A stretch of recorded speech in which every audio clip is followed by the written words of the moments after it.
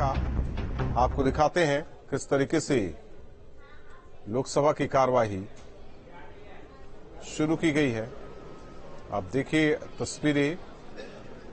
केंद्रीय मंत्री मैं नितिन गडकरी सुशील कुमार रिंकू जो लोकसभा का मैंबर चुनिया गया हाँ, ईश्वर की सौं खांदा हाँ कि मैं कानून राही स्थापित भारत के संविधान प्रति सच्ची श्रद्धा अते निष्ठा रखांगा। भारत की सर्व समर्था अते अखंडता नूं कायम रखांगा अते ओहदे नूं मैं संभालण वाला हाँ, उसदे कर्तव्यां नूं श्रद्धापूर्वक निभावांगा।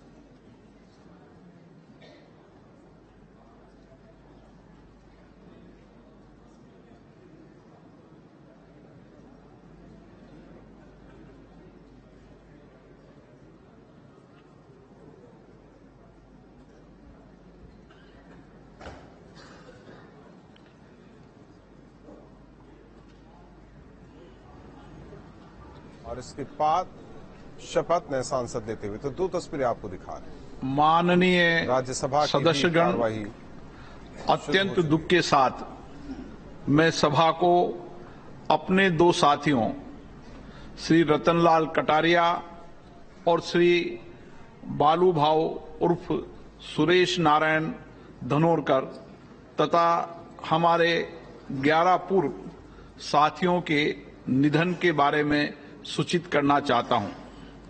श्री रतनलाल कटारिया हरियाणा के अंबाला संसदीय निर्वाचन क्षेत्र से वर्तमान लोकसभा के सदस्य थे।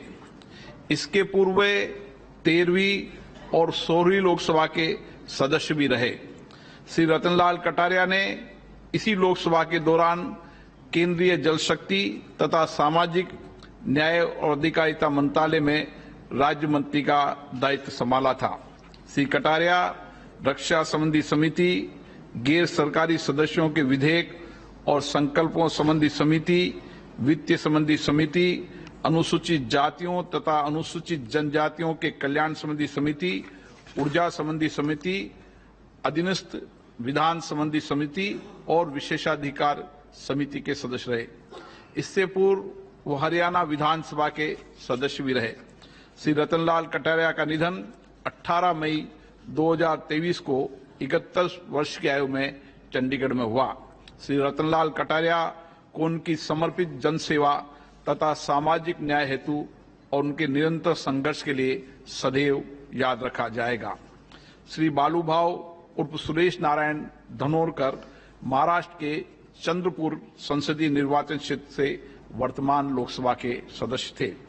श्री धानोरकर कोयला खान और इस्पात संबंधी समिति के सदस्य रहे। इससे पूर्व महाराष्ट्र विधानसभा के सदस्य भी रहे। श्री धानोरकर समाज के सभी वर्गों, विशेषकर वंचित वर्गों के कल्याण के लिए समर्पित भाव से कार्य करते थे।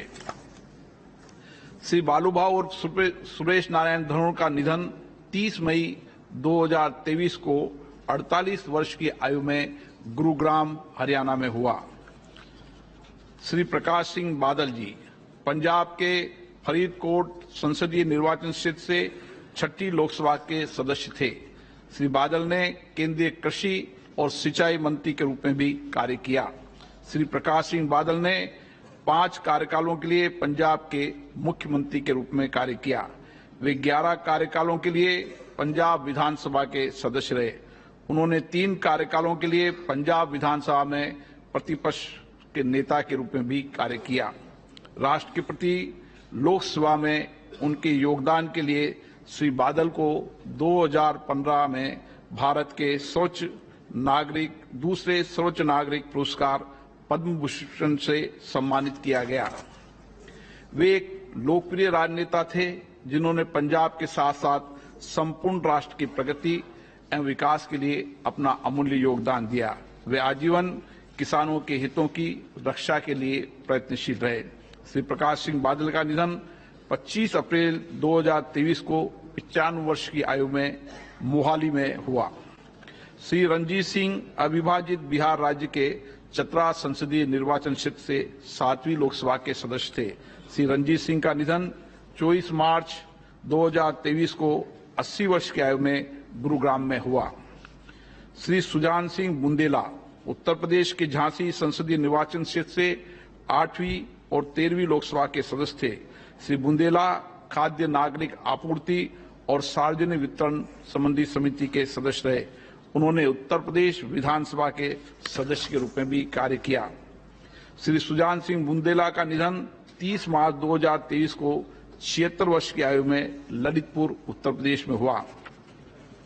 श्री संदीपन थोराट महाराष्ट्र के पंढरपुर संसदीय निर्वाचन क्षेत्र से 6ठी, 7वीं, 8वीं, 9वीं, 10वीं, 11वीं और 12वीं लोकसभा के सदस्य थे।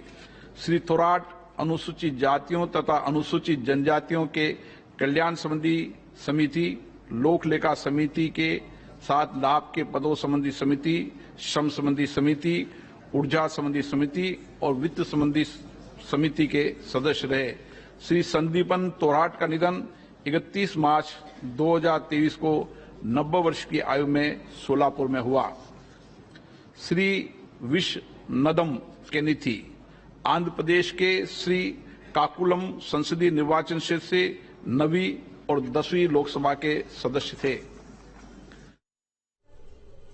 तो राज्यसभा लोकसभा की कार्रवाई शुरू हो गई है। हालांकि श्रद्धांजलि दी जा रही है जो मौजूदा सांसद रहे जिनका निधन हुआ और जो पूर्व सांसद रहे उनका निधन हुआ। बड़ी खबर आपको बता रहे हैं, मणिपुर वीडियो मामले पर पीएम मोदी बोले ऐसी हरकत शर्मनाक। ये कहना है पीएम मोदी का। मणिपुर की घटना दुखी करने वाली, मणिपुर के दोषियों को छोड़ेंगे नहीं।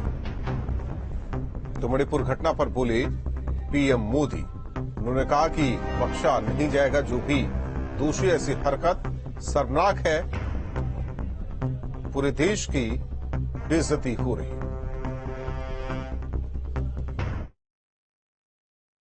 इस लोकतंत्र के मंदिर के पास खड़ा हूं तब मेरा हृदय पीड़ा से भरा हुआ है, क्रोध से भरा हुआ है।